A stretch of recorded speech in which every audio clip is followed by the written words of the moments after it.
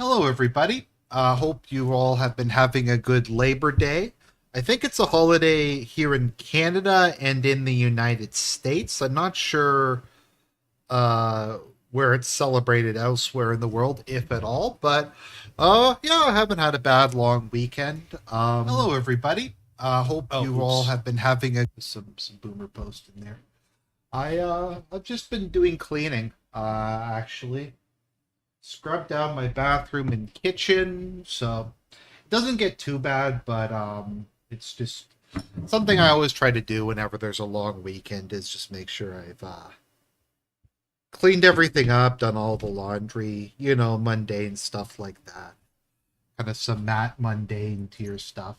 Someone was disrespecting the meme Taj, and they said that like all my memes are boomer memes, which maybe I have to rotate some stuff out. I'm not getting rid of the meme Taj. People have also asked why I don't have music for the pre-show. There's a very good reason for that. I tried that once and I got a copyright strike, even though it was non-copyrighted music. I still got one anyways, so I don't know. Anyways, so we're actually going to start. We're on to brick by brick now. We have about half this book left, and what remains is the actual brick by brick. So let's go. And so, here we are, the main event of this book, my complete, comprehensive, level by level, brick by brick playthrough of Super Mario Bros. 3. Conducted and chronicled over a period of 3 months, primarily in the evening, between April and June of 2012. Given that video games are Oh yeah, guys, I just another life update. So I'm going on my trip to Germany, Czechia, and Hungary later this month and in early October. So look forward to lots of cringy Argent vlogs. Um, this will be fun. are, above all else, an interactive medium. Both the dates and, where worthy of mention, brief details of my circumstances and or mindset while playing have been included, and should rightly be considered part of the chronicling evaluating process of this particular critique. Monday, April. Okay, wait, what is this? Evaluating process of this particular critique. That is word salad if I've ever seen it. Monday, April 23, 2012. Captain's log. I have no great artistic rationale for why I choose to begin writing up my playthrough tonight morning, technically, as it's 2:30 a.m. at present, but I have never been able to accept darkness and nighttime as not being one and the same. I am here, that is to say, my bedroom where the Wii is kept because the wind. That is some sort of like that is poetry. I've never been able to accept that darkness and nighttime are not one and the same. Because his entire life is just darkness. Wind and rain outside have inspired our family dog, Sprocket, to behave in the manner one expects of a dog during such weather, rendering work conditions untenable in my usual office, also known as the living room after everyone else is asleep.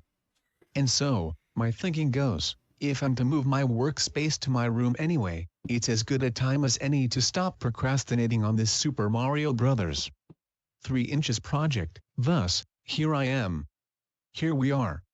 Pathetic excuse for an air conditioner rattling in the background, bedtime cocktail of Jack Daniels, Captain Morgan and Schweppes at my side, room lit only by the glows from the Like he knows this is such a bad idea that he needs to be drunk in order to do this. glows from the television and from my laptop. So, we begin. I wish I was Beginning, drunk Super right now. Mario Bros. 3's title screen opens with the silent animation, utilizing sprites from the game, and contains a plethora of visual details as subtle clues to the game to come. We see Mario and Luigi, reverted once more to red and green palette swap copies of one another after having appeared as unique sprites in Super Mario Bros. 2 inches, a set of enemy object sprites from the game, and our first glimpse at the new mechanics of shell grabbing and flight via the raccoon powers granted by the leaf. The title screen also introduces the odd stagecraft motif that recurs throughout the game, the graphics suggesting that the game's action is taking 86 Bob Chipman place as a kind of theatrical production. The animation is preceded by a huge red curtain being raised, and the oddly textured fauna in the background casts a solid black shadow on a cream-colored sky backdrop. The glowing number 3 casts a shadow, too, in the shape of the all-important tanuki, as though we're looking not at a video game abstraction of a natural world but at theatrical scenery. Mario even exits the sequence by pausing to dash behind an object, a skill which is itself a clue to one of the game's more important secrets. FT World 1, Grassland, SMB3 is... I can't really tell if this is actually genius or not. If this is like the fact that he was able to sit down and write like 100 pages of this is like the triumph of the will. SMB3 is the first Mario game to feature a world map, with all levels and paths laid out in overview. The map's theme music is a jaunty little toe-tapper, the easy-going jam-style music that was the sonic soul of the NES Mario titles. Appropriately, the anthropomorphic bushes dotting the landscape dance in time to it. 6 levels are visible, at the time a surprising break from the 3 levels and a boss-level structure of previous games in the series, plus 2 mushroom houses, a spade panel, a hammer brother on patrol, and 2 castles. One small and located at midpoint, the other large and highlighted by a comic strip word balloon calling for help. From the game's instruction booklet, we have already been informed the scenario. Bowser's 7 evil children, the Koopalings, have stolen magic wands from 7 kings of 7 kingdoms, and we are to retrieve them. Clearly, that larger castle belongs to said king, and is our destination. Level 1-1. The first level of a Mario game is traditionally designed to teach you by trial and error how the rest of the game is to be played. Shigeru Miyamoto is said to have postponed the design of the first game's Level 1-1 until the team built the rest of them, so they would know what skills it needed to impart, and to highlight what new has come to pass since last you visited the Mushroom Kingdom. As is customary, you begin as Mario in his miniature form, and are met by a Goomba, which is the weakest of Bowser's endless cannon fodder army, essentially a scowling mushroom with oversized shoes, easily dispatched by jumping on it. You then encounter 4 question blocks, the 4th contains the mushroom to become Super or Big Mario, and get your first glimpse at a new variation on a classic enemy. A piranha plant that spits fireballs. 87, Super Mario Bros. 3. Brick by Brick, Madness. Actually, it's called a Venus Fire Trap. Our introduction to SMB3's recurring penchant for puns. You also encounter your first chance to try a new form of enemy-object interaction, picking up the shell of the first Koopa Troopa you encounter and using it to whack a question block situated on the ground, the first instance of such block placement in the series' history. Providing you are still Big Mario at this point, the block will yield a Super Leaf, and you will become the iconic Raccoon Mario for the first time. The tail of the tail. The English translations of the game call this form Raccoon Mario, but in the original Japanese the tail and ears are specified as those of a tanuki, a raccoon-like animal, also called a raccoon dog, common in Japan and significant to Shinto folklore.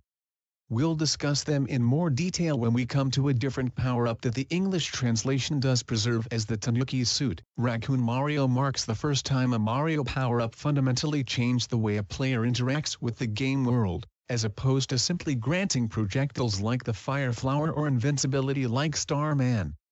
You now have a closer-range attack, smacking the enemy with your tail, and can flap said tail to slow your descent after a jump. And, of course, you can fly in action, which the game's ingeniously subtle level design encourages you to try, providing you survive your encounter with a winged Goomba, another new mutation of the enemy menagerie, by positioning a line of hovering coins leading up into the sky, diagonally, at the end of what amounts to a runway. Taking flight into the sky, I still remember what a thrill it was. Interestingly, tanukis are not related to raccoons, they just look kind of similar. A tanuki is actually a canine, very closely related to a dog. Raccoon is from a completely different, unrelated family. Was to pull it off the first time, the game brilliantly understanding how much more satisfying it is having to get a running start to execute the move. You'll find hovering blocks, smiling clouds and a 1-up, extra life for your trouble. Back down below, the familiar paratroopers, winged Troopas, make their return to the series, and after traversing a pair of pits and 2 more plant-inhabited pipes you come. Raccoons are kind of their own thing. They aren't really closely related to anything other than like other raccoon-related looking animals. Yeah. Come upon a stack of bricks that when struck by a well-tossed shell produce a P-switch, red, big blue button, which, when pressed, briefly transforms all bricks in the area into coins.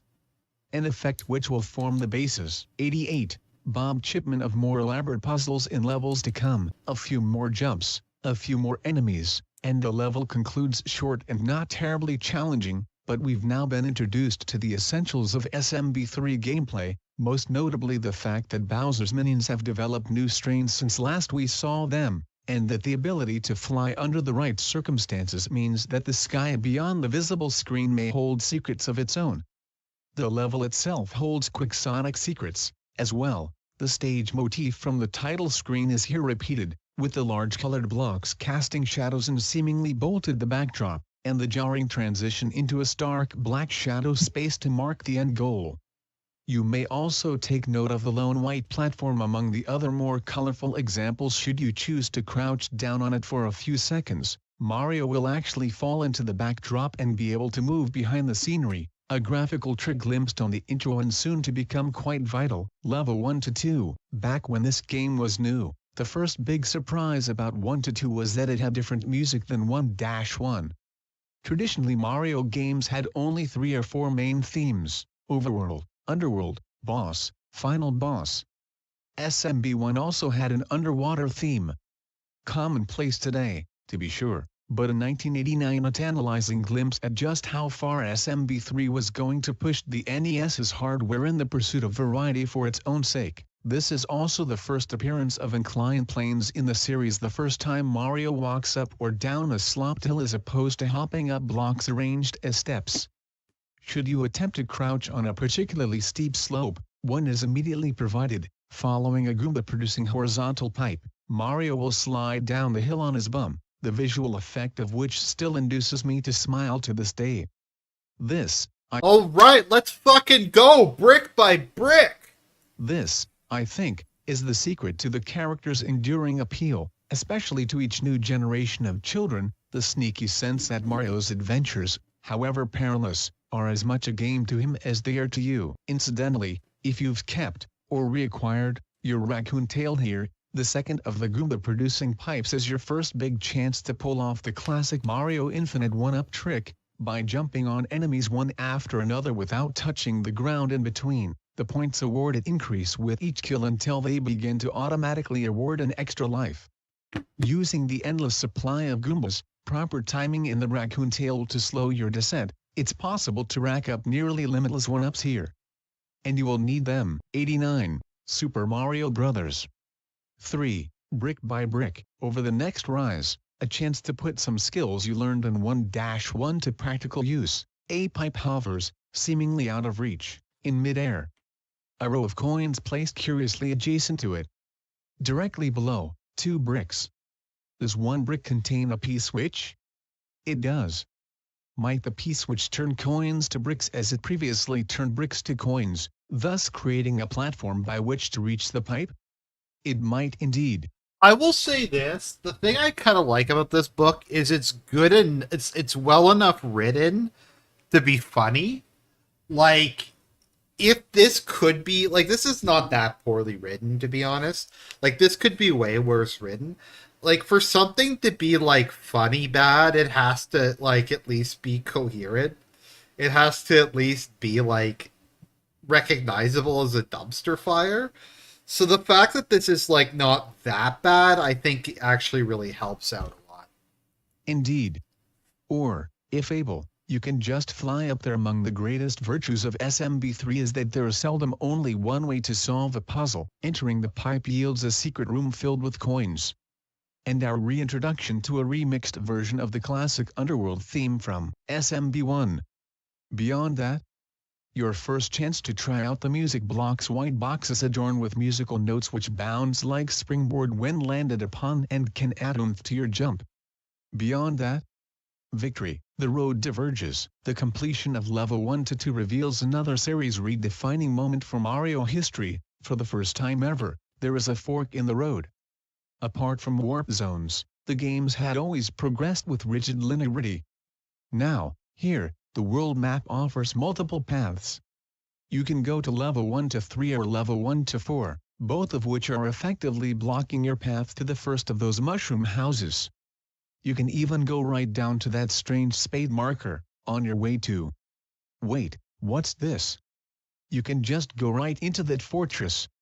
What new devilry is at work here? I'm trying in vain to recall what my choice was when I first played the game those many years ago. What sort of child had I been?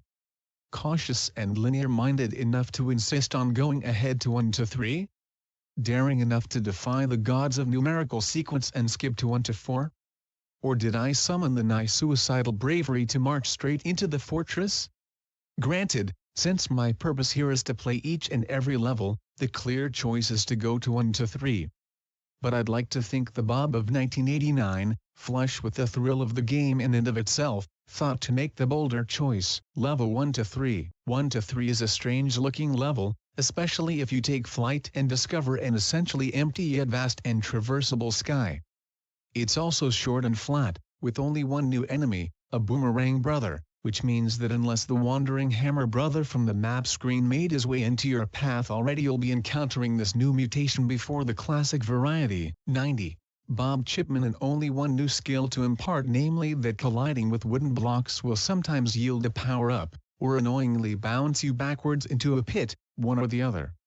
But this is a Mario game, which means that mundanity is your cue to hunt for secrets. The first secret is found by using a Troopa shell, or a tail, if you've got it, to knock away all or most of the bricks stacked up near the start. Standing to the right side of the exposed center and jumping will reveal the first of the game's invisible pink music blocks, which serve a separate function from the normal white ones. Jumping on them sends Mario flying upwards, off-screen and into coin heaven, an auto-scrolling cloud world filled with coins, referring back to the Beanstalk bonus worlds from SMB1. The second secret? A simple matter of range. At the end of the level, just before the goal area, if you fly straight up you'll find a warp pipe to a coin-filled cloud area in which flying even higher yields a 1-up. And the third?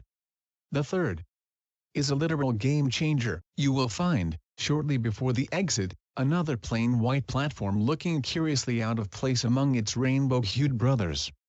Crouch down on it, drop into the background, and run behind the blacked-out goal area, and you will be transported to a secret room where perennial supporting player Toad, he's also the guy waiting for you in those mushroom houses on the map, will give you a magic whistle. Way of the whistle. The whistles of SMB3 are clearly actually recorders, also known as Fipple flutes, likely another relic of the Japanese to English translation issues that so memorably plague video games of the Golden Age, and their appearance here is a tiny yet era-redefining moment in the development of the Nintendo Corporation's public identity. If you use the recorder on the map screen, a decidedly un-Mario-like melody will sound, and a small whirlwind will sweep you off the screen. Both the melody, the whirlwind, and thus the whistle recorder flute itself are transplants from The Legend of Zelda, the second most famous Nintendo franchise after Mario himself. It's the first time outside of reused sprites or sound effects that a Nintendo game has made explicit, intentional reference to another video game and thus its own identity as a game. Comic self-awareness, a trait which would soon become central to certain. 91. Super Mario Bros. 3. Brick-by-brick iterations of the Mario franchise here enter the series for the very first time. The whirlwind. This is exciting content, isn't it, guys? Some might even say it's quality content, or something to that effect. Using whistle on world. Okay, so this is his talking about it. So once again, I don't entirely get what the point of this is. If this is not a strategy guide, it's not a walkthrough, it's not a let's play. I think it's an attempt to kind of synthesize what his experience was with the game the first time he was playing with it. So he's trying to include all kind of the subjective criteria, all the things about it. Like once again, he's trying to do a breakdown, kind of a frame by frame recreation that you see in some books or other stuff like that. So that's definitely interesting, but it's just the fact that he was able to do this for over 100 pages is fascinating to me. Whirlwind deposits you on an island-bound warp zone, a set of pipes allowing you skip ahead by whole worlds. Using a whistle on World 1 will let you go to Worlds 2, 3 and 4. Using it on any world after that will open the path to the pipes for 5, 6 and 7. Using it in World 7 will take you to World 8. Unless you have a spare. Using a second warp whistle while already at the warp zone will skip you all the way to the final level. And since there are 2 whistles to be found in World 1, the second one is in the fortress, a third is found in World 2, it is wholly possible to skip directly to the end after completing only 3 levels. I actually debated leaving the detail out. I couldn't, since this is supposed to be a comprehensive overview and also since every other guide. I'm surprised you're still on World 1. Well, the first, 80 pages were just him giving his autobiography and how he was a disappointment and how his parents cried when they saw him, so he would spend the nights after his shift at Blockbuster sitting in the parking lot playing DS games until everyone was asleep at home, and then he would come back home and make his shitty YouTube videos. Guide, walkthrough and let's play of this game doubtless mentions it at this point. But I distinctly remember figuring this trick out purely by chance one afternoon as a kid, still not having beaten the game and suddenly given to wonder what might happen if I used what I then only thought to call the flute on the warp zone itself. I was so pleased with myself I actually sent a tip letter to the late, lamented Nintendo Power magazine about it and would spend months afterward scanning each new issue. Yes, I was a subscriber, to see if it had been published, me being too young at the time to appreciate the difference between an exploitable glitch and a secret that the company who made the game would have to have known about and showing it off to anyone who had a copy of the game like a magic trick or some great feat of strength. It is Tuesday, a feat of strength. April 24th, 2012. It's 4 a.m. I should be asleep. The better to wake at a reasonable hour and get day work out of the way. I did a 3,000 cal routine at the gym today thanks to the welcome distraction of a DVD full of old Transformers cartoons. 100% accident. There's no way in hell movie Bob did a 3,000 calorie workout on it at the gym. How long would that even take? 4 hours? I don't know. I feel like that's just made up. Cartoons. And it felt good enough. I'd like to repeat the process today if more vital commitments can be dispensed with in a timely fashion. But it felt like I'd be getting off on the wrong foot for there to be a day-long gap in this project right off the bat. Also, I really did want to get back in and play 92 Bob Chipman through at least level 1 to 4. Good video games are addictive like that, and good Mario games are practically crystal meth in that regard. So yes, one more level. Just one more level before bed.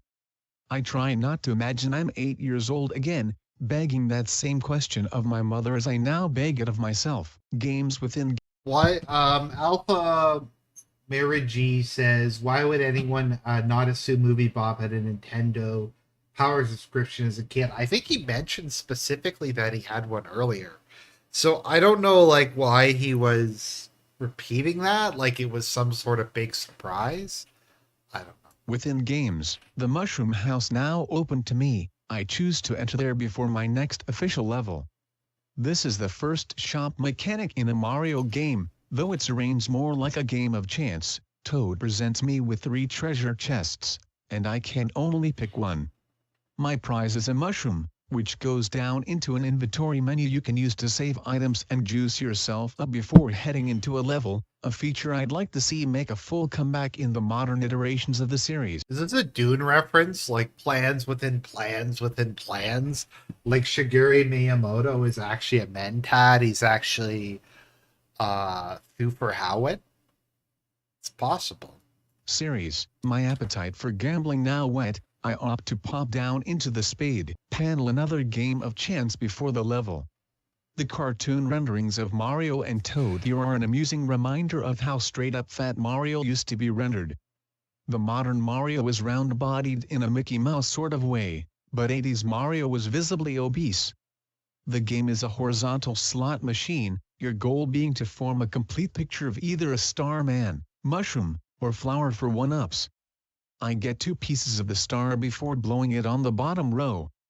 I tell myself it's the screwdriver I've been nursing, as opposed to the loss of my gaming reflexes with age. I like how that's like peak movie Bob. Like he's lost his ability to win mini games in Mario Brothers 3. That's how he defines age. Not like not having a real career, not being married, not having kids, not being a lol cow and a laughing stock in an SJW. No, he defines age as not being able to win Mario games before. Level 1 to 4, another level, another Mario history first, an auto-scrolling level. As though traversing a series of sky-bound platforms beset by enemies wasn't maddening enough, the screen continuously moves from right to left on its own, forcing you to move at a pace that once upon a time felt unnaturally hurried for a Mario game. Previously, your only incentive not to lollygag was traditionally the time clock. Your mom's an auto-scrolling level, movie Bob. Your mom's an auto-scrolling level, and she feels unintentionally hurried. So, what are you going to say about that? Time clock. I remembering perishing right away here on my first try back in '89, having not yet realized that the non-stationary wooden long blocks drop away when you jumped on them. I remember there's the summer of '89, playing Mario Bros. I can't come up with lyrics for it. Just listen to the original song if you want it. There's a 1-up in the first blocks you can hit from beneath, but failed to acquire it. Blame the booze, Bob. Blame the booze, aha. After the 2 L-shaped sets of bricks, at last a leaf. Deviously, 93, Super Mario Brothers. 3. Brick by brick the game places a trooper right next to you here, daring you to take your platforming frustrations out on it with a hasty tail strike and risk missing and losing the power-up. I keep it, and use it to get the next 1-up, positioned in such a way that you really do need the tail to get it, and feel rather pleased with myself. A pipe at the very end spits me out right beside the goal, though I can't resist pausing to attack the boomerang brother guarding the exit. He's...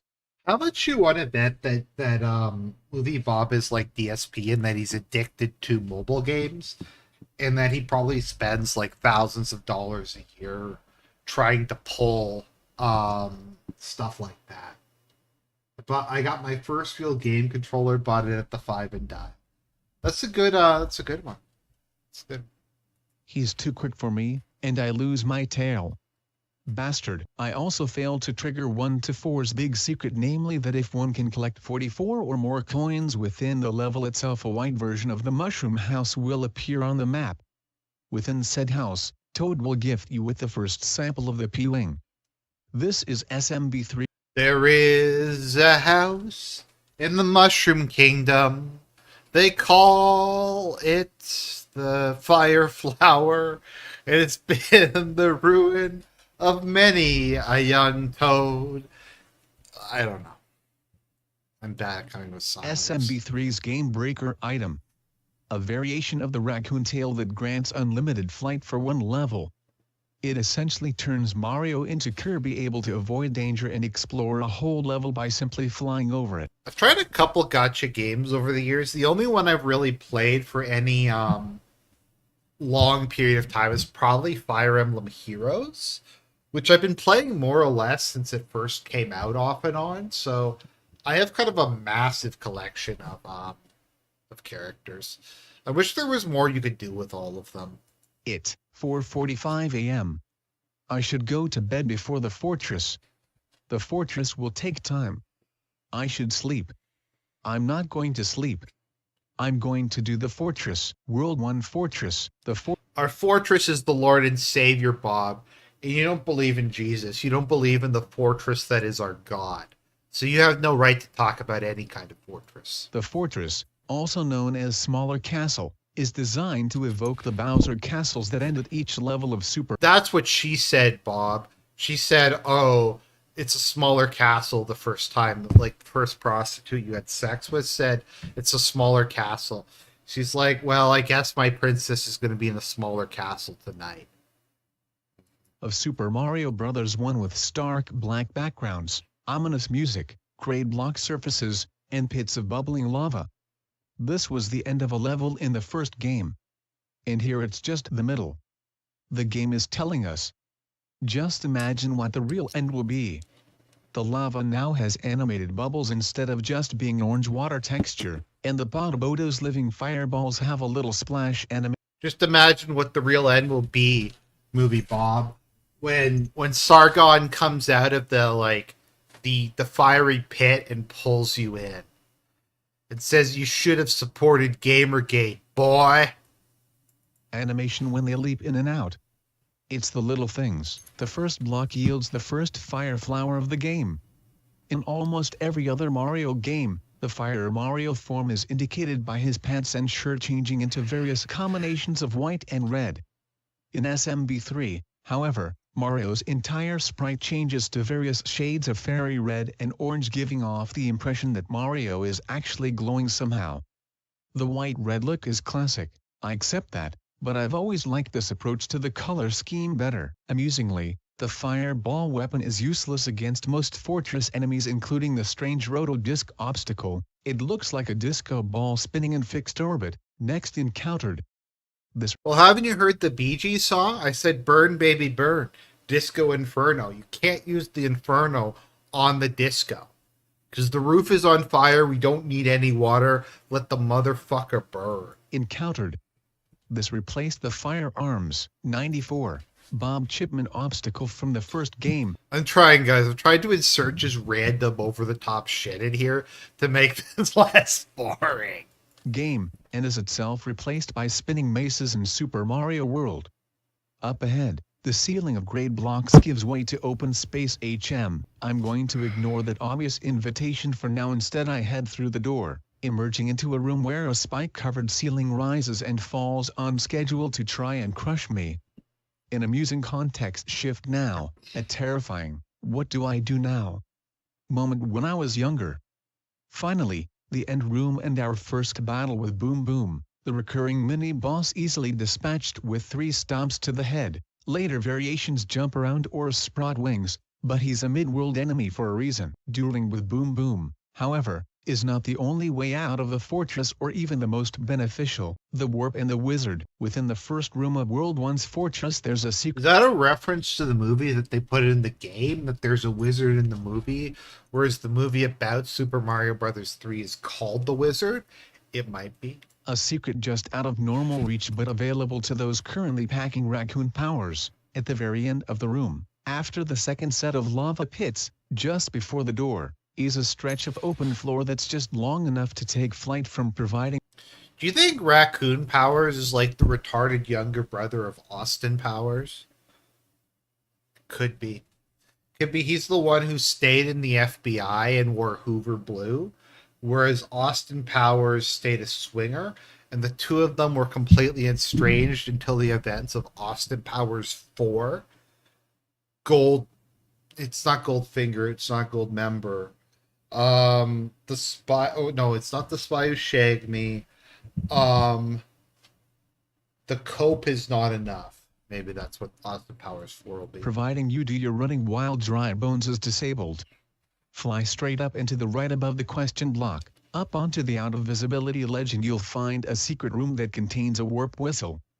If you've already grabbed, or plan to grab, the other whistle in level 1 to 3, you can now execute the previously mentioned warp zone trick and go right to World 8. Unlike the other 2 whistles, whose existence was hidden from most players on the game's initial release, this one was actually revealed to movie audiences 3 months before the game debuted in the US. The 1989 film The Wizard, discussed in greater detail earlier, climaxed with child video game prodigies in a live gaming competition called Video Armageddon, where SMB3, that's what she said.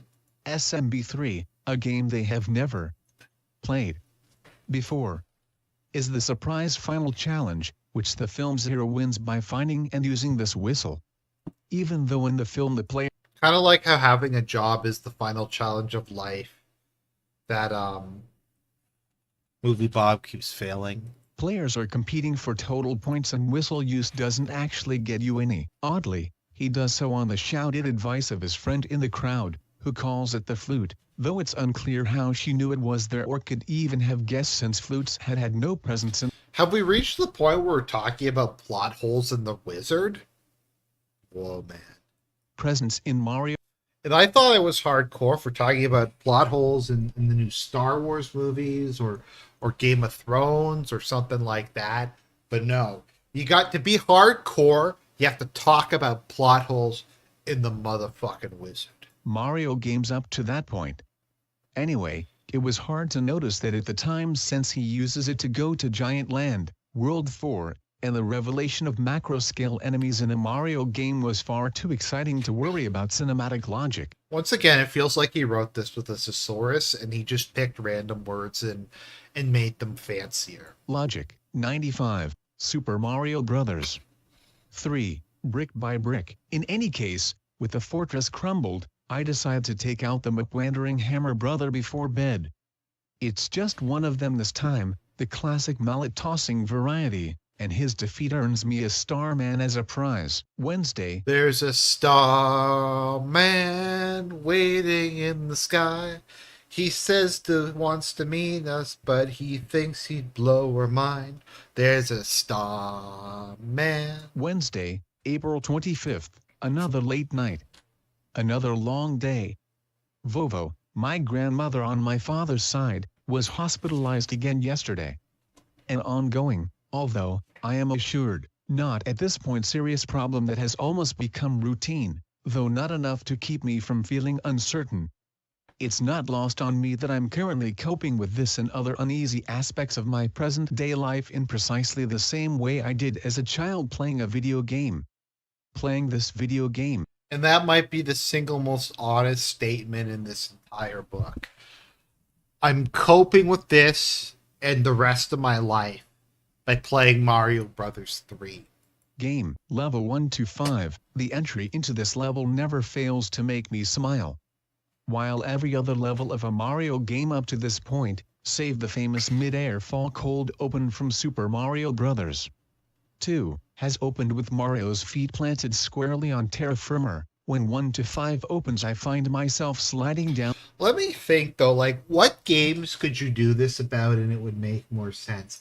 I'm gonna be honest, this is not as bad as I remember or as uninteresting. This is just interesting enough to be funny. As I said, I think Alpha Centauri is a game that you could do a lot of this stuff on. That you could probably write a book about. I don't know, maybe the Command and Conquer games. I feel like an RTS with a campaign mode might be good. I mean, if you go back and you look at the Blizzard strategy guides, I used to read strategy guides, and those were basically just like brick by brick. Especially the ones that talked a bit about the story and talked a bit about what was going on. So you could probably do it for that. It's just kind of a weird choice. Sliding down a cliff into a cave, coming to rest at the lip of a subterranean pool and plowing through 4 buzzy beetles, smooth-shelled, fireproof turtle-like foes that have been with the series from the beginning. As I go, it's a fun change of pace, and once upon a time I was blown away that Mario began to swim upon sliding into that pool rather than dying instantly, which is what hitting water in anything other than a designated swimming level did in previous Mario games and most other games of the era. Is a designated swimming level kind of like a designated shitting street? I don't know. The path forks soon afterward. From memory I take the high road, leading to a surface exit and a hidden pink music block, a bounce upon which teleports me into another coin heaven. Luckily imbued with the raccoon tail, I take to the sky and find a 1-up before popping down into the exit pipe, which spits me back down to the exit of the second, lower, path. Yeah, Alpha Mary G, you make a good point. Like Ocarina of Time, at least for my generation, was the first game we played that really tried to capture a full-scale narrative, like in terms of having themes to it, of the environment kind of telling the story, of having subtlety, of having unique characters with unique backgrounds. Like the beginning, the first 2 or 3 hours of Ocarina of Time when you're in Kokoriko Forest, are just some of the greatest moments I remember as my kid. I had no idea what the fuck I was doing. I kept getting lost. I couldn't get through it, but I loved every minute of it. 'Cause it was just such a cool area, and there were so many neat set pieces. Path. I like that the exit pipe would have been readily visible to me had I taken this road to begin with, a clue incentive to risk going back to find its entrance. Backtracking from memory, I find and snag a fire flower. Immediately regretting my decision, as I would almost always rather be Raccoon Mario just in case. It doesn't matter, I slide for the fun of it down the next hill, and, 96, Bob Chipman collide with a piranha plant, losing the power-up and feeling a bit silly. I think Majora's Mask. So, my comparison of Majora's Mask to Ocarina of Time is Ocarina of Time is pretty much as close to a perfect game as you can have in terms of pacing, in terms of storytelling, in terms of themes, just in terms of gameplay. It's pretty much just kind of the perfect classical fantasy hero's journey story, where just everything works really well, and there's just so many good and memorable moments. Majora's Mask, however, is a much more ambitious piece of work, I think.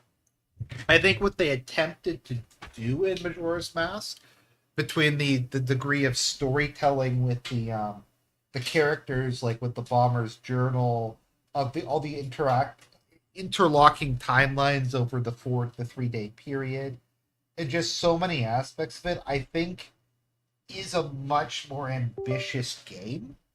Probably one of the most ambitious ever made, especially back as far as N64 goes. And it has some issues with it, that, to my understanding, the 3DS port of it fixed, namely the save system.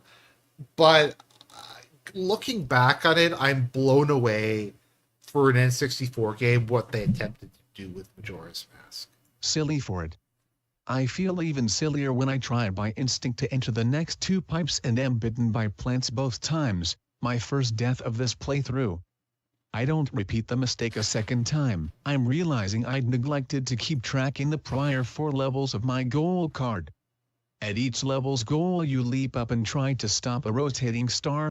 I know there was a lot of criticism of Wind Waker, and I do kind of get it. It is substantially slower than the other games. A lot of it is just moving around the open world. The art style's kind of weird. I do respect that they tried to do something a bit different with it, though. I mean, they did something different and they mostly succeeded, so I have to give them credit for that, rather than just making Ocarina of Time 3.0. Star/mushroom flower symbol to collect cards of each. Collecting 3 identical in a row rewards you with 1-ups and a fireworks display. At the moment my tally is 1 flower and 1 star, for what it's worth. Level 1 to 6, the last regular level before the boss level, is another run of elevated platforms, some attached to zigzagging motion tracks to make jumping extra difficult, particularly as I've entered as nigh powerless small Mario and missed my first shot at a mushroom, though it does make a precarious mid-level drop and land on a single block moment feel easier somehow. The main thrust of the level is leaping in open air from block to block, timing being the key element of success. You have to Dead Space 1 might be another one. It would be interesting to do this for a horror game and like speculate maybe about the fate that befell the various people. You have to time out the back and forth movements of the blocks and platforms on your own. As an extra nasty surprise, a troopa actually waits inside the usually safe goal space, the designers clearly intuiting that players would get used to doing a victory run into the goal and take a hit here. It almost works. Castle Keep. The path is now clear to the castle, but having not a power-up to my name, it's best to hit up the last remaining mushroom house first. I take the left chest, hoping for a leaf. I get a flower. Onward to the castle. Then, here, the game once more schemes to toy with our expectations. We're to expect another castle level, but instead we find ourselves immediately in the throne room of Grassland's king, who has rather hilariously been transformed into a dog with the loss of his wand. The dog looks pretty content with the situation, really, but the mushroom person, Toad again? At his side is apoplectic. Oh, it's terrible. The king has been transformed. Please find the magic wand so we can change him back. Well, alright. But if we're not to fight the boss in the castle, then where? 97, Super Mario Bros. 3. So we've reached a level of self-referentiality that would later only be matched by Uwe Boll movies. And this level of self-referentiality is not only is your princess in another castle, but your boss is in another castle. 3. Brick by Brick, World 1 Airship. The airship is an awesome reveal. Mario runs along the ground, snags a ship's dangling anchor, and is pulled into the sky aboard the first of what serves as SMB3's boss level's huge, flying pirate ships. Everything about the airships is wonderful, particularly the grim, percussion-backed theme music, alongside 2 cannons, Bullet Bill a living missile and another returning classic enemy makes his first. All that makes me want to do is have a Skies of Arcadia Legends sequel. That would be Kino. Skies of Arcadia Legends is one of the best RPGs of all time, and it could really benefit from an HD remaster that would iron out some of the some quality of life improvements. First bow. It's fun seeing what was an odd addition to the original game, a bullet in the otherwise medieval-looking That feel with no Fina GF. Why even live? medieval-looking Mushroom Kingdom, here appropriately arranged as part of military munitions. Bill has found his place, maneuvering across the deck of an airship. It's another auto-scrolling level. Dodging hails of bullets and cannonballs was, at the time, entirely fresh for a Mario game, and it's still a great equilibrium shift today. Bowser isn't just waiting for you to come fight him this time. He's militarized his operation, and he's taking the fight to you. The previous games were adventures.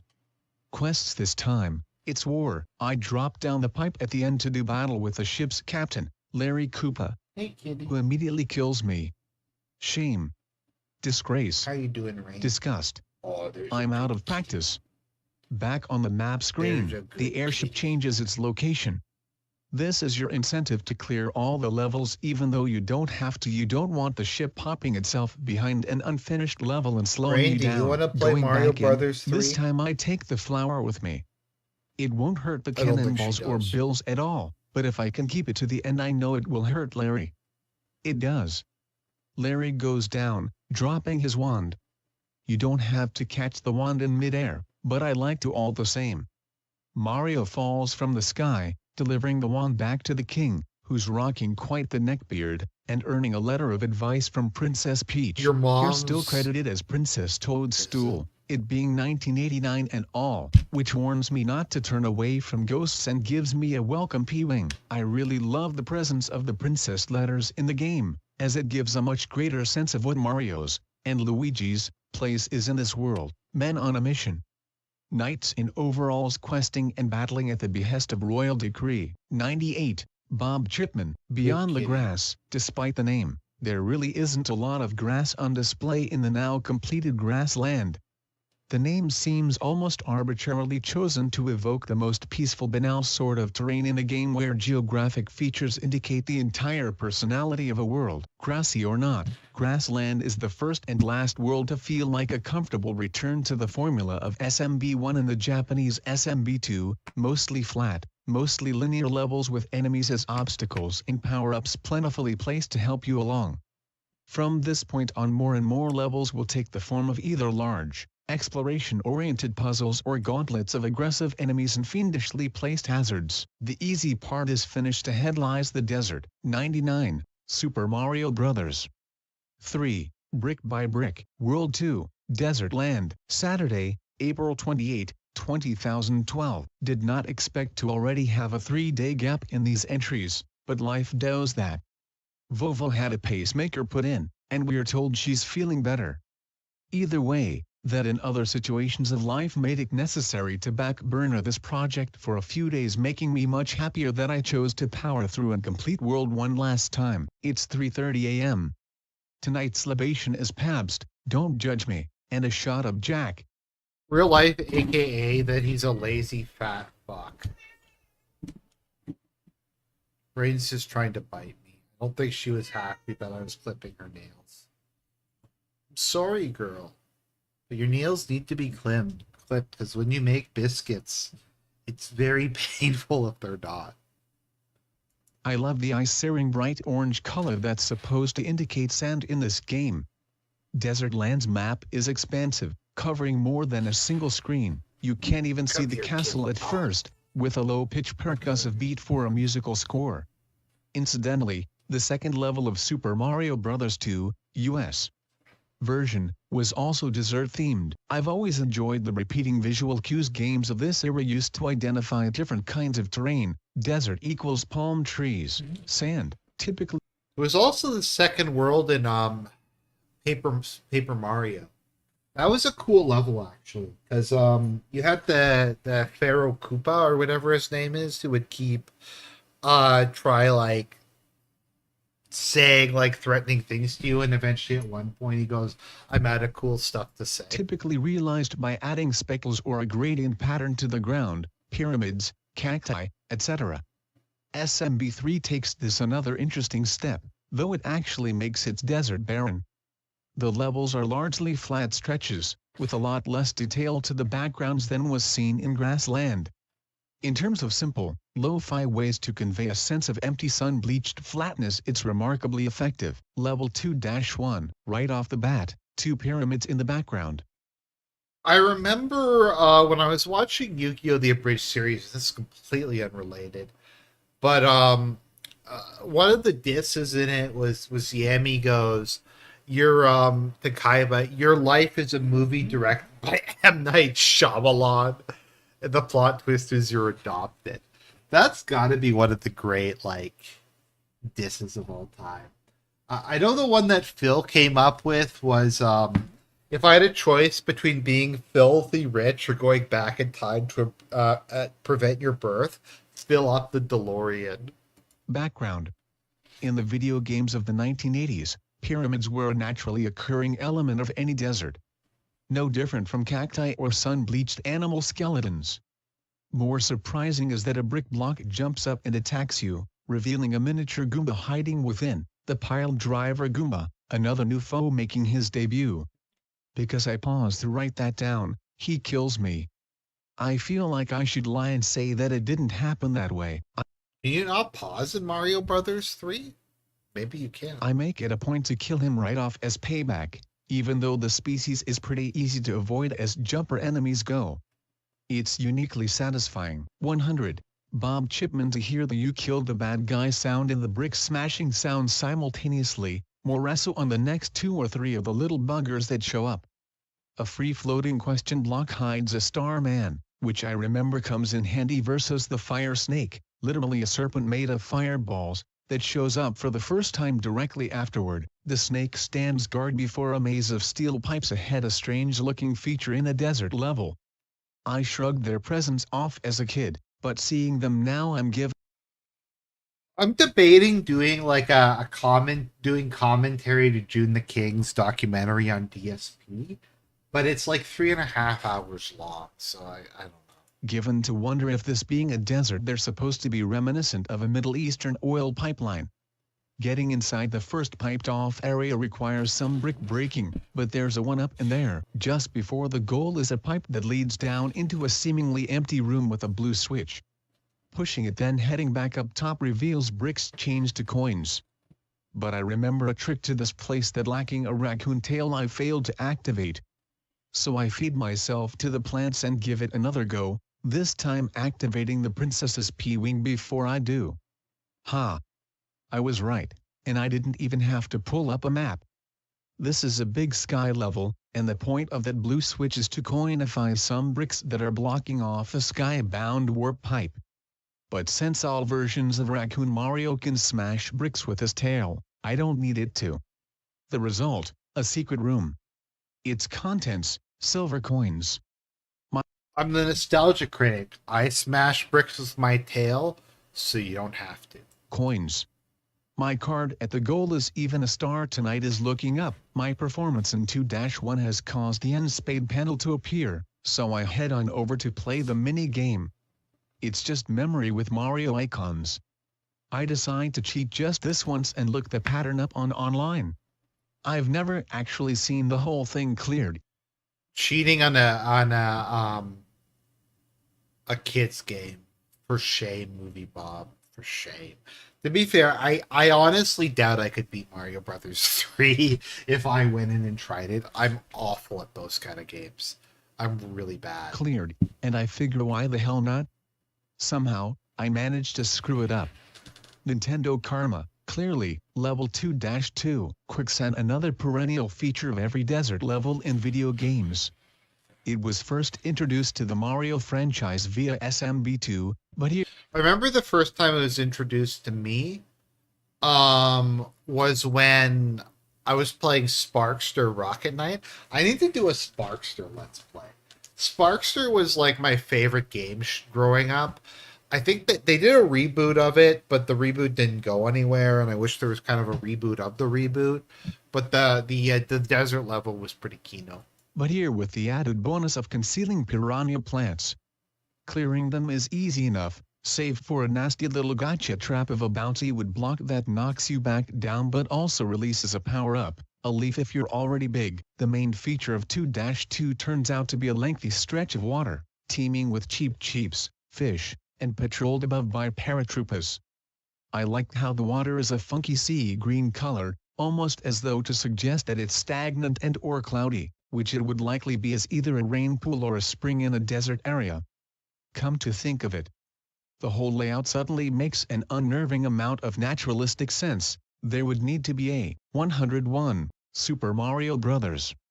3 brick-by-brick body of water nearby for quicksand to occur, and of course paratroopers would hover above the water hoping to snack on the fish if they got close to the surface. Naturalism aside, the point is actually to cross over the water on the wooden platform that moves once you set foot on it.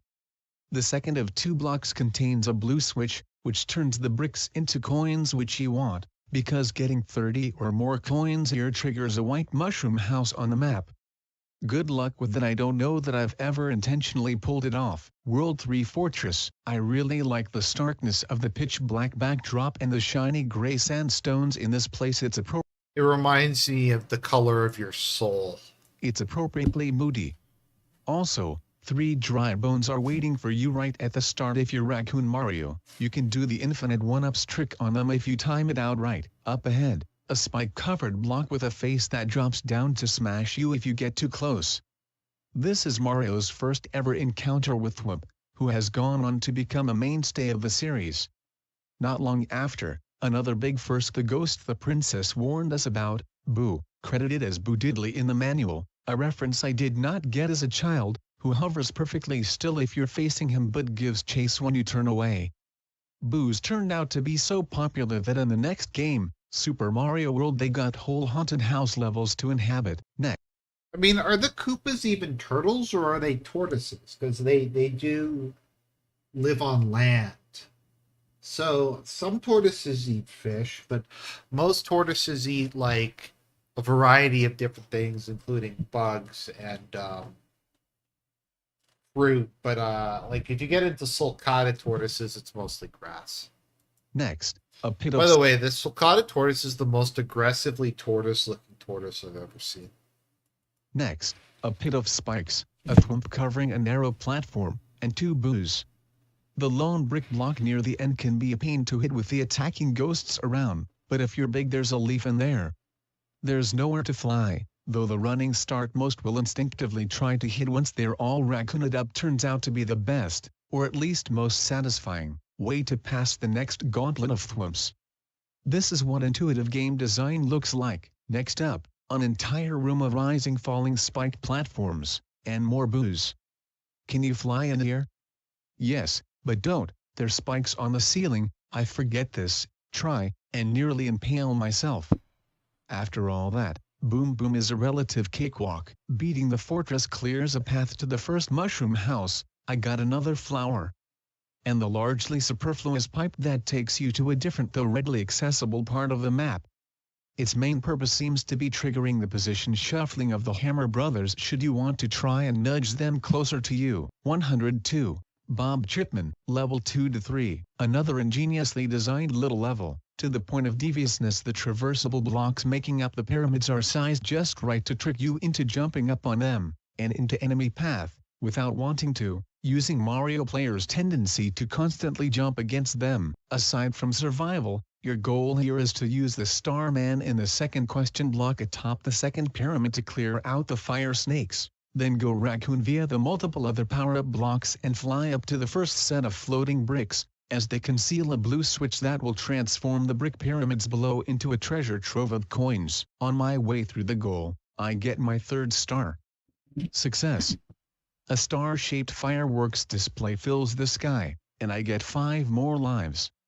If ever there was a sign to call it a night, that's it. Sunday, Captain's April 29th, log, August 2012. 29th, Things have calmed at 2012. home, leading to a more productive than usual Saturday. Prep work for the episode due on Monday? Done. Editing? Done. Gym workout? 1700 cal cardio routine solid. Even had time to take in a movie, Safe, the umpteenth Jason Statham badass ex-cop soldier whatever saves innocent person with much punching installment. It's okay, and just for kicks slip into another theater to watch a fresh audience react to the ending of Cabin in the Woods. Level 2 quick. Cabin in the Woods was shit. Well, and I've never pretended it wasn't, but it is. 2 quicksand. This is a strange level, beginning with the fact that it's represented by an animated quicksand panel on the map instead of being numbered like the others and continuing through. Well, everything else. At first the most distinguishing feature is the cartoon-faced angry sun hovering in the upper left-hand corner of the screen. For a while, hanging there is all it does as I try my best to time the leaps over wide quicksand-filled chasms and smash rows of earthbound bricks with my raccoon tail. I forget, almost too late, that this is the first level where a tornado appears to try and mess with your flight attempts, but I remember the true, what the hell, feature of this place all too well. The angry sun eventually dives down. 103. Super Mario Bros. 3. Brick by brick out of the sky and attacks you, turning the home stretch of the level into a gauntlet and the sun itself into one of the most memorably strange enemies in the Mario. The humans are, I lost my train of thought. Mario Brothers canon. After this the road on the map forks once more, allowing the option of skipping either level 4 or level 5 en route to the castle. I'm heading to 2 to 4, stopping off at a mushroom house and scoring a leaf. Level 2 to 4. Yes, this one. This is about the point where SMB3 begins to merge the timed foot race level design of the first game with the exploration-oriented, multi-path experiences of the American SMB2. It's a 2-path level, a lower path that's a mostly straightforward run and jump through enemies and an upper level. There are 2 paths you can go by, but there's still time to change the road you're on. Upper level with a walled-off pool and a lot of coins. Right at the start you can just barely make out that part of the ceiling is breakable bricks, and flying up through them puts me up top. The point of this level is teaching you how to use the flying technique to do things other than reach higher places. There are 2 blue switches up here, the first in the third block of the second line of bricks above the water, the second in the third block in the third row of floating bricks right at the end. The trick is to get the regular coins first, then trip the switches and grab the transformed bricks. Flying underneath the row of bricks between them will yield a slew of hidden coins as well. The below path is less exciting, just some turtles and 2 more boomerang brothers. I backtrack and take them out, for completion's sake. A third boomerang tosser is hiding at the goal, the bastard. Level 2 to 5, the Chain Chomp, possibly the most enduring Mario enemy other than Boo and the Koopalings to originate in this game, makes his first appearance in spectacular fashion, lunging at you right at the start of this level. Essentially an animated ball and chain with gnashing sharp teeth that tugs at its bolted down chain like an attacked dog. He guards 2 temptingly placed question blocks. Everything about Chain Chomps is awesome, and their conception is one of the all-time great illustrations of how Shigeru Miyamoto's mind works. He maintains a vivid childhood memory of being attacked by an angry dog, only to be saved by the animal's leash, causing it to stop short, its jaws snapping just inches from his face, and combine this memory. 104. Bob Chipman with a classic cartoon image of the ball and chain prisoner restrained. Their movements are more fierce and animal-like than any other enemy in the franchise up to that point. The animation of the chain itself is fantastic for the 8-bit era, as the visual pun of the creature's appearance is instantly identifiable. Oh, and if you let it linger on screen for more than 160 seconds on the timer, it will break off the chain and come after you. The tiny one-block-length sliver of water at midpoint is another great example of show, don't tell level design. The bright, inviting blue in an otherwise earth-toned desert level draws your attention to what would otherwise be an empty crevice. It says, "Do something with me." There are 2 troopers nearby, why not toss a shell in and watch it get stuck bouncing in a tiny space? Fun, sure.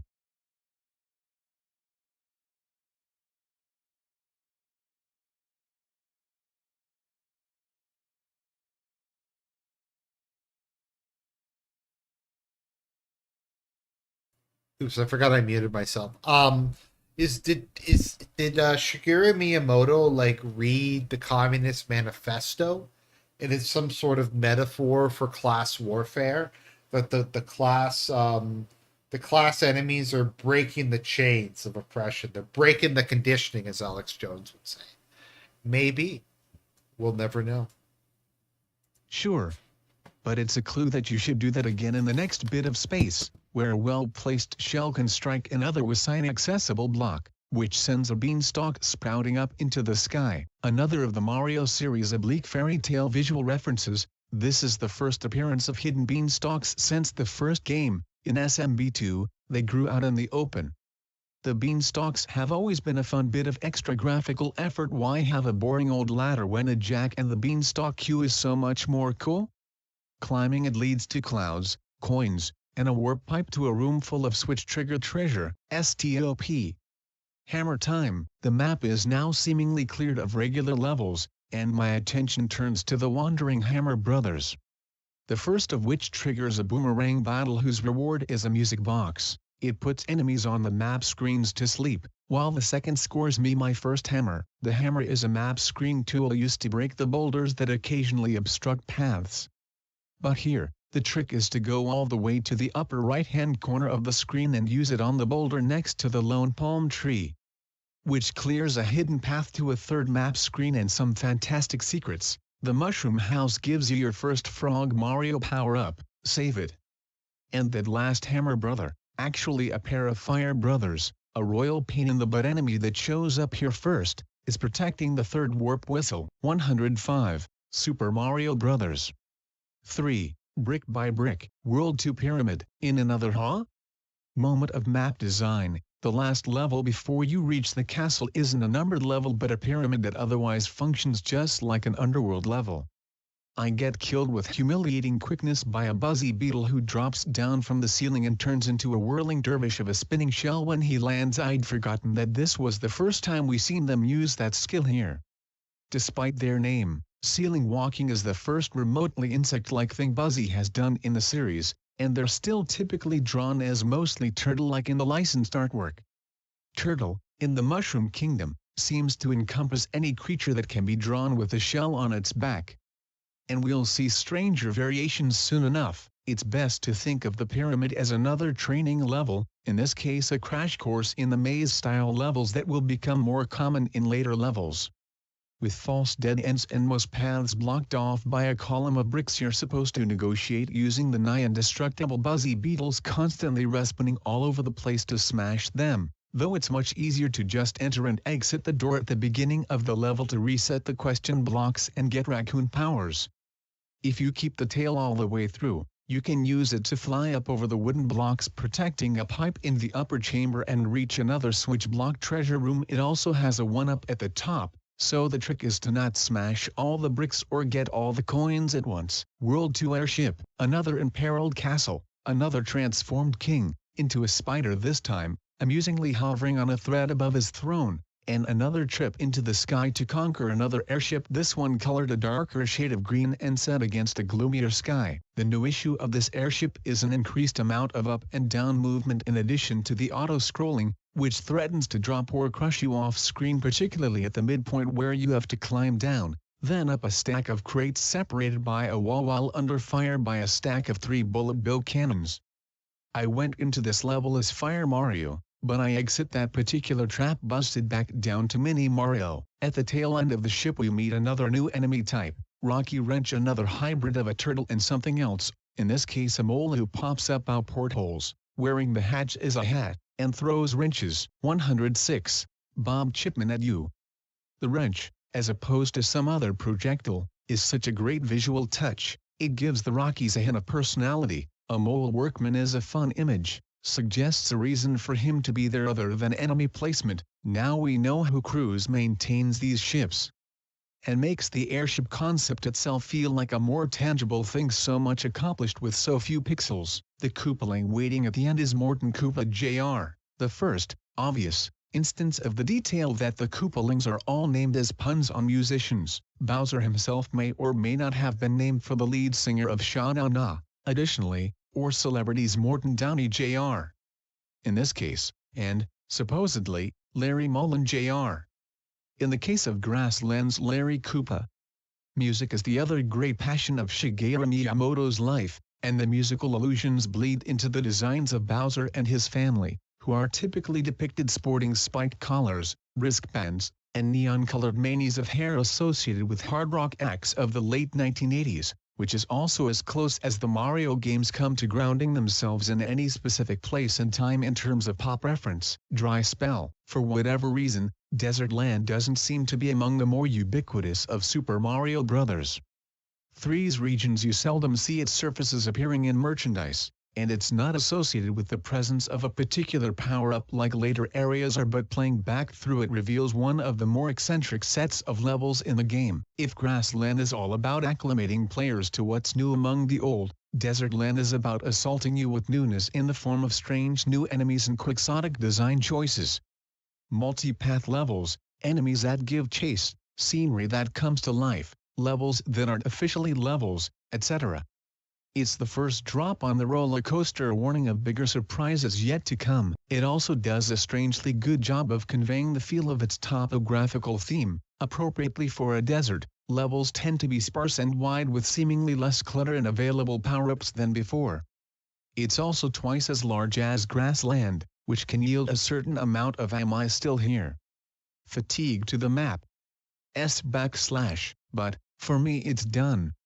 Next comes the water. 107. Super Mario Bros. 3. Brick by Brick. World 3, Waterland. April 30, 2012. Just had a creepy yet utterly banal per bedtime moment. A box of cereal I vividly remember opening and eating from a day or so ago is sealed shut. It has never been opened. I am not sure what this means or implies either about me or the cereal. Did I hallucinate eating? That's a new one. I don't think I've ever heard of anyone hallucinating about eating cereal before. I can't tell if that's genius or what. Hallucinate eating cereal? Of all the things to conjure, why that? And if so, why not a cereal I liked more than Special K Red Berries? If I was going to dream of cereal, I'd have preferred it be something more potent like Fruity Pebbles. Or Blueberry, whatever. Time to play some of the water levels. Tropical settings were another popular mainstay of games in this period, usually typified by the combination of visual elements from water and jungle imagery paired with a palette of lighter colors and jazzy music. SMB3's aquatic-themed world hits most of these same notes in its map screen, dominated by turquoise blue water and music that evokes a breezy, laid-back beach atmosphere. The map itself is laid out with an amusing degree of logic in its design. The levels and fortresses are clustered around a coastal landmass etched with canals of water leading out to a wider ocean dotted with a few smaller islands. The islands are accessible only by a canoe you can immediately access. If you squint a bit, it does end up looking like a coastal civilization would have to look in the Mushroom Kingdom.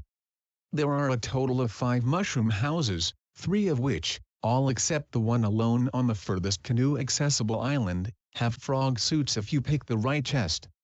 The first one you're likely to encounter has only the frog suit. An interesting feature of World 3's map is the presence of drawbridges, which open and close paths changing position as you enter and exit levels either by completion or by dying.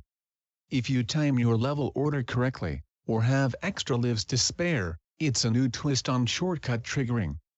The most noteworthy aspect of this map, however, is that it's the first time the placement of the level markers acts as a heads up to what kind of level you're entering. Levels placed in the water will be dominated by swimming, levels on land will be overworld based with intermittent water obstacles, and levels situated on coasts or water-adjacent land will be some mixture of the two. 108. Bob Chipman. The life of a frog. Since level 3-1 is situated out in open water, I opted on the frog suit I picked up from the hidden Toad house back in World 2. Aside from the obvious benefit that the image of Mario's face sticking out the mouth of a cartoon frog costume is instantly endearing, this is the first Mario power-up that grants a full change in attire rather than clothing color.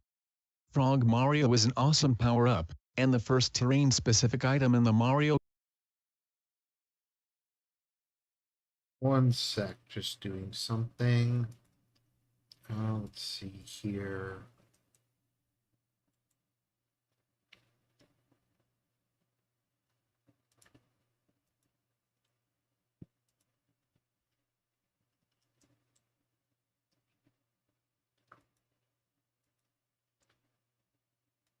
Okay, now 1 second, just was fixing something in the background.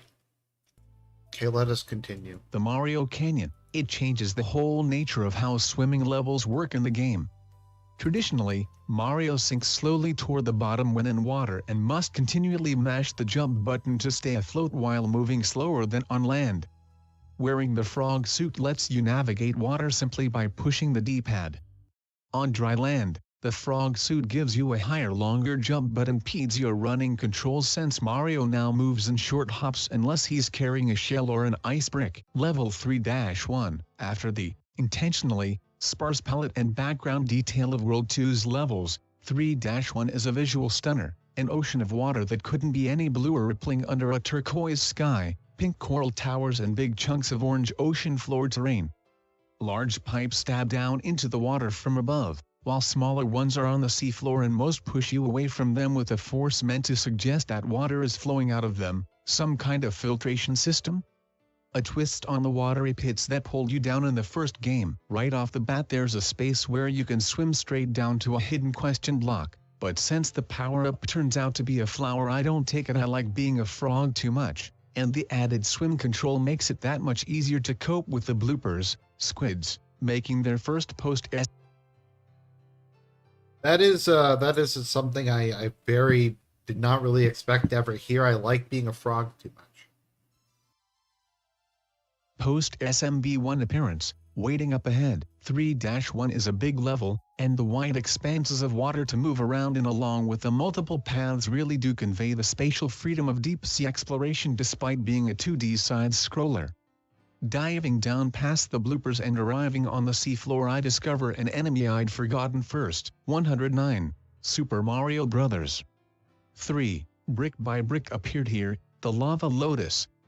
It's an eerily pretty variation on a piranha plant, a bulgy flower with translucent petals that let you see the cluster of lava bombs welling up inside it before they are released. The design looks out of place in a Mario game, honestly it looks a bit like a Metroid creature. Crud. There was a second one up ahead. The water opens up, and its rising projectiles take my frog powers. At least I recall where to power back up. You can jump up out of the water, and off the screen to get on top of some wooden blocks, then run to the left to find a question block. Now I'm bummed I didn't get to use the frog suit on land yet. Back in the water is another blooper, this one trailing a school of babies like the mother Paragoombas. I know I should keep swimming ahead to the exit, but for old time's sake I drop back to the depths where a minefield of music blocks are arranged to shove you into the path of another lava lotus. I want my frog back. At the very least, I end the level 2 for 2 on star cards at the goal. Level 3-2. Water the color of the sky, a sky the color of a vanilla yogurt. The light spectrum in the Mushroom Kingdom is weird. This is another platforms in open sky level, except there's water all along the bottom of the screen so you won't instantly be killed if you fall. Instead, you'll probably be killed moments later by one of the cheeps swimming around down there. This level also introduces the donut lift blocks, which fall away after you stand on them for a few moments. You can use a pair of on-track moving platforms to ride out most of the level, but like an idiot I jump off mine to try and go back for some coins. Now I'm stuck leaping from individual block to block, trying not to fall in the water. I picked up a fire flower near the start, but aiming is an issue here, particularly when the cheaps start jumping. When the next moving platform comes up, I take it and start blasting away at the fizzies below, briefly turning the level into a primitive version of the man-the-turrets section of every modern-day shooter. The pipe at the end, there's a plant in it, of course, spits you out at the goal, but you may want to try for the leaf waiting in the question block just beyond said pipe. Use it to fly straight up before the goal and score more coins, and a hidden one up in the far left of the sky. Hey! Star card number 3 for me. 5 more lives to be reckless with. 110. Bob Chipman. The road ahead forks between level 3-3 and a mushroom house. Inside the house are the usual 3 chests, but in this instance they all hold the same prize, a frog suit, as this is where you'd get it for the first time if you didn't go to the hidden screen in the previous world. You can get frog suits at the other shops in this world by always picking the chest on the right. Do I suit back up? Of course I do. Level 3-3, Boss Bass. We meet again. Boss Bass is a giant scale cheap, and it patrols the water along the bottom of this level like a giant hungry fish. He can even swallow Mario whole, and it doesn't help that the entire level is a series of small blocks of land bobbing up and down in the ocean. In retrospect, this was not the wisest level to equip a frog suit, as it makes you walk awkwardly and prevents running unless you're carrying something. There's a blue switch inside the second brick from the end of the first row of bricks above the long island in the middle of the level, which can be triggered by tossing a shell unless you're suicidal, and mini-sized, and want to try running underneath to hit it from below. I am not suicidal tonight. Ahead is our first propeller lift, a platform that intermittently spins around like a pinwheel to fling you away. You will come to hate them, as I have hated them for so long. Ahead, another first. The shiny white bricks are ice bricks, and can be picked up and tossed like troopa shells. Using one to hit the normal brick next to them gets you a switch that'll turn the rows of coins up ahead into a temporary bridge of bricks, making the rest of the level easier to cross. Or, rather, it would have were I not wearing speed-impeding amphibian cosplay. I barely make it to the pipe at the end intact. There's a one up just beyond there if you want to brave open water, for what it's worth, but succeed in my goal of getting to the goal still dressed like a frog. The sun is coming up outside, and ahead lies a fortress that is rather infamous in Mario lore. It will be saved for tomorrow. 111. Super Mario Bros. 3. Brick by Brick. May 1, 2012. Alright, I just haven't had a ton to add.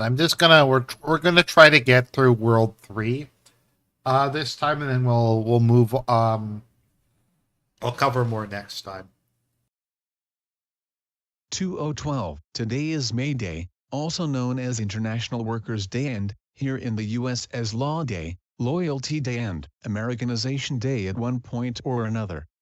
Seems as good a moment as any to briefly consider Mario's distinctly working-class character aesthetic. Working-class hero. By now it's common knowledge that Mario's character design, as far back as when he was simply called Jumpman, came about mostly from graphical necessity. He wears overalls so that you can better see the animation of his arms moving. He has a large mustache so that his nose can be better discerned.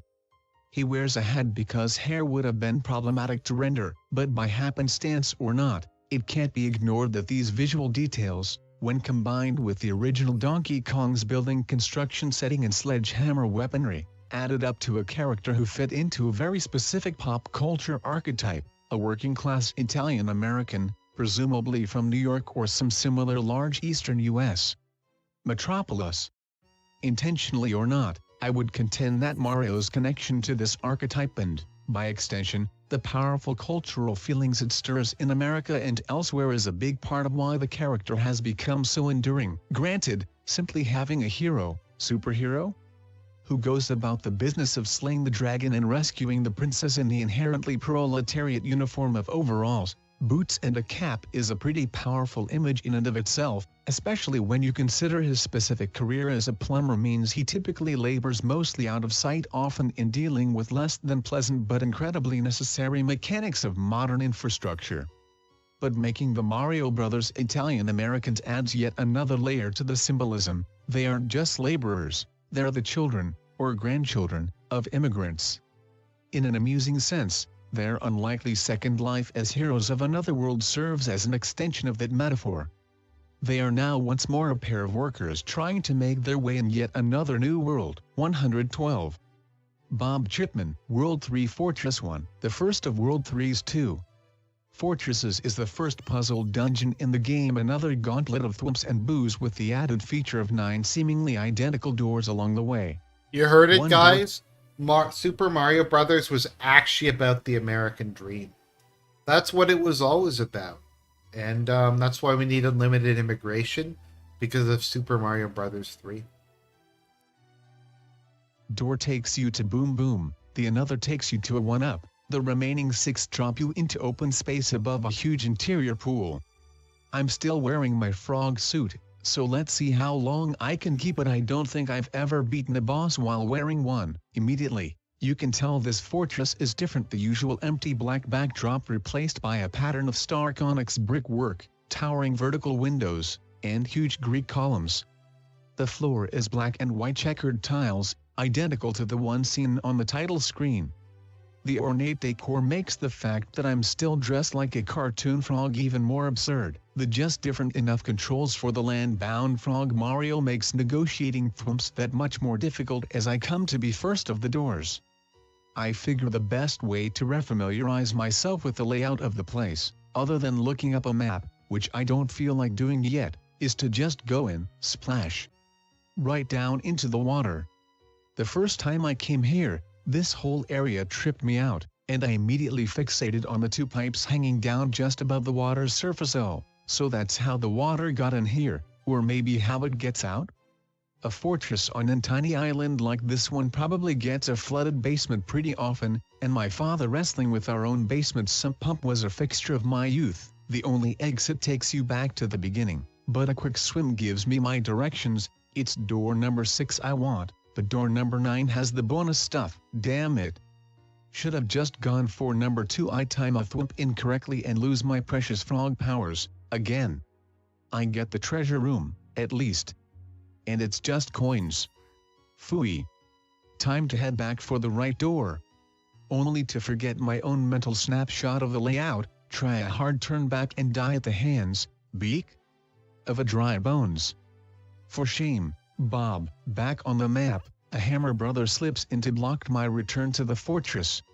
For the first time, the hammer battle triggered is the old-fashioned kind, twin brothers tossing hammers while jumping between 2 rows of bricks. The reward is a hammer. Now, back to the bloody fortress, thwomps, boos, dry bones, door number 6, Boom Boom. This is the first flying Boom Boom you'll see. 113, Super Mario Brothers. 3. Brick by brick his arms morph into wings after the first stop. I don't give him time to take off. From hell's heart I stab at the Boom Boom of the irritating water fortress. May 2, 2012. Only doing the one measly fortress yesterday bugs me. Hopefully want to squeeze in 2 levels today, at least. The road splits again after the fortress. You can go down to a pair of pipes. One drops you back at the start. The other leads to the second fortress but is blocked off at this point, or up to 3 to 4 or 3 to 5. Both levels lead to the same next slice of the map. The trick here is exiting the levels in an order conducive to making that pair of bridges up top lower so you can access the Mushroom House. Level 3 to 4, green hills, blue water, pink sky. The second who wants to teach you a fun new trick, you have to slide down and then use the momentum coming off the short ramp up at the end to jump high enough to clear the pond. If you can't make it, though, there's a pair of hidden blocks adjacent to the cliff face you can use to climb up manually. 3 troopers on the next downward slope. I go for the slide kill unnecessarily and pay for it when my finger slips off the D-pad and I take a hit. 2 Paragoombas protect the spot below a piranha plant where a switch waits, yielding a quick buffet of silver coins. A question block gives up a fire flower, which feels odd. The one just before had a leaf. A queasy, familiar feeling creeps up in me, and the openness of the field ahead doesn't help. It's as I feared. A few steps later, Lakitu appears in the sky above. Damn it to hell, Lakitu is yet another Mario-verse mainstay, the bane of many a level in SMB1. A bespectacled Koopa who rides a smiley-faced cloud across the sky. He drops red eggs which hatch into spinies similar to buzzy beetles, and Troopas say that they have spikes all over their back and can only be hurt by protecticles, although this particular level's variation merely tosses green eggs that roll about like deadly bowling balls rather than hatching. Still, he's a nuisance, and this meandering little level is now a gauntlet. The first opportunity I have to jump onto a block and meet Lakitu head. 114. Bob Chipman on I take it, bopping him on the head and taking him out for what I know will not be long. It doesn't need to be. I'm already at the goal though. Before that, I make a quick stop for another one-up trick. Here's the idea. Near the end point of the level there's a small area where a pair of bricks hover just off the ground, rimmed by a pair of wood blocks, a green pipe poking down above the whole scene. The trick is to set a Troopa shell bouncing between the wood blocks, stand on the bricks directly under the pipe and let Lakitu throw down eggs. They'll bounce off the pipe, avoiding you, which the perpetually bouncing shell will smash into points and lives. Level 3 to 5. The level panel is in the middle of the water again, so before heading in I make it a point to go get a frog suit from the mushroom house while the bridges are both down. 3 to 5 is another big ocean level, this one filled with many more obstacles. The Jellictros, electric jellyfish, are lethal to the touch, but at least stationary. The Big Bertha, female counterpart to Boss Bass, a giant mama cheep whose mouth conceals a baby that lunges out at you in cartoon mimicry of some species of real fish, and other assorted fish are not, and just like that my frog suit is gone. A real bummer, since the level's main secret is a pipe, the second one on the ocean floor, that only Frog Mario can enter by swimming against the current, leading to a treasure room. Beyond that it's a standard survive the enemies level, though I maintain that the color schemes of these water levels are some of the prettiest visuals in the game. Without a paddle, right next to 3 to 5 on the map is a boulder which, if you have a hammer, you can break and get the small pier on the other side, where a canoe floats in the water. I've got a hammer, so I take it. The canoe is another fun little, because we can graphical change up to the world maps, allowing you access to a pair of islands housing, in total, 3 mushroom houses and 2 spade panels. You can even go all the way over and see the island where the castle is. But there's no pier to dock at. Only a pipe. 115. Super Mario Bros. 3. Brick by Brick. Level 3 to 6. An auto-scrolling sky platform level, and a nasty one at that. At first most of the platforms are either donut lips or propellers, and then it's multi-path solid walkways with walls set up to crush you against the side of the screen. As soon as you reach the first walkway, there's a Troopa next to a grounded block to tempt you down into a dangerous position, but it's just coins. Directly after that, however, is an ice brick you can pick up and ride down to a lower where you can then toss said brick into a block and grab a power-up. If you're already big, it's a leaf which will come in handy since the next few jumps are over wide gaps. The last set of walkways have a cruel trick on the lower level, a set of 3 ice bricks, 2 of which are above open air and will drop you to your doom should you accidentally move to pick one up while standing on it. The safe to grab one, however, you can use to reveal a nearby blue switch to turn the surrounding bricks into coins and a set of coins near the end into bricks. That second part is extremely helpful, otherwise, your only path to the exit pipe is a deeply untrustworthy propeller. May 3, 2011. Had a productive day earlier, yesterday evening. Impromptu meet up with my brother led to knocking some key location shooting off of the Game Over Thinker itinerary, and some beer and burgers were shared.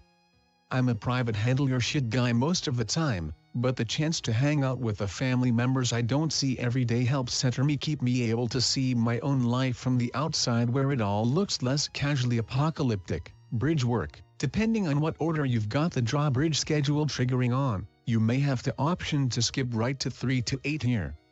I don't at the moment, Not that I'd be skipping 3 to 7 anyway, both for writing purposes and because I really like 3 to 7. 116. Bob Chipman, level 3 to 7. Suddenly, newness, big blocks of a shape and color not yet seen, 2 shades of green and a pattern of grass drawings, once again calling up the theater scenery illusion, and Spike, a new to this game enemy. Spike is a great design, a squat, upright walking green turtle with a black shell, stubby arms, and a puffy, white-lipped mouth that pops open to cartoon proportions to disgorge spiked balls, which he then throws at you, and since he tips his head straight up to do so, jumping on him becomes a matter of timing. He also marches straight ahead like a Goomba, but much faster. At about midway I come upon a bunch of bricks arranged oddly, for a Mario game, in a solid hovering cluster. Strange brick placement is, of course, a clue that there's a switch in the area, and that I should resist smashing them all at once in order to get the coins. Just after that, a Troopa and a Spike wandering between 2 wood blocks, a classic Mario trap. The shell will just bounce back and forth between the blocks, turning a minor hazard in a major one, which I fall for. Beyond that, more strange bricks, 2 rows arranged in horseshoe shapes one above the other. In the far left tip of the upper set is a hidden block that triggers a beanstalk. I scale the stalk. One thing I dislike about this game is that the climbing physics are much too slippery, to a backtrack running strip of clouds and coins. A block contains, called it, the elusive switch, and I take a certain satisfaction in falling back down through the cluster of now transformed bricks, the top left of center of which turns out to be a 1-up. FYI, if you hop up onto the block where the beanstalk stops and take a flying leap to your right, it's possible to land on a different, smaller strip of clouds. A hidden music block just above it will take you to a coin heaven sub-level that gives you a cloud, a map tool that lets you skip a level once. As a present, World 3 Fortress 2, Ocean Land is the first map to feature 2 fortresses, the second one being mostly submerged. Depressingly, I'm all out of frog suits. The first chamber features a pool and a lone pipe, which immediately spits me into the fully submerged main area. Nothing too challenging, some spinning orbs, cheeps, and a flower power-up, and I'm thankful it's not another puzzle palace. The second chamber has a creepy new enemy, Stretch Solid White. 117. Super Mario Bros. 3. Brick-by-brick platforms whose surfaces morph into boo faces that slink around the edges. It's a nifty idea, playing with the ectoplasmic origins of boos, but it must be said that it's one of the few graphical ideas that the 2D 8-bit sprite limitations keep from fully getting the point across. The extra line of white surrounding them, though, helps the effect tremendously. And whatever they look like, they make for a surprisingly effective obstacle, forcing you to forgo the huge-the-walls strategy of video game swimming in this era. The boom of this fortress is another flyer whose room comes with 2 mid-air blocks just to mess with you. I kill him too fast to find out if it would have made a difference. There's a spade panel right after the fortress, and without trying particularly hard I actually manage a complete mushroom picture for a 2-up prize. I'm struck by 2 immediate thoughts. 1. That whole sentence must look ridiculous out of context, and 2. That's a happy enough ending for me to call it a night. May 6, 2012, 5:09 am. Looks like I actually called it several nights. The release of The Avengers, and the subsequent need to see it multiple times with various groups of friends, and on my own, and at pre-release critics screenings, both for work and for pleasure, have claimed a few evenings by now. Having a movie I've been anticipating for about as long as I've been able to form conscious thought just happen is amazing enough that it's actually a terrific film and something that seems to be really popular with everyone else. It's looking like a really big hit, is a special kind of awesome. I'd always hoped I'd see Captain America, Iron Man, Thor, and the Hulk sharing the screen at some point, but I never dared dream that regular audiences would be cheering it on as much as I was. One more Avengers observation, since I'm getting the sense that this will end up being one of those, where were you, what were you doing? Pop culture moments. At this point I've seen the movie 5 times, and I still have to take everyone else's word for it that Hulk says puny god.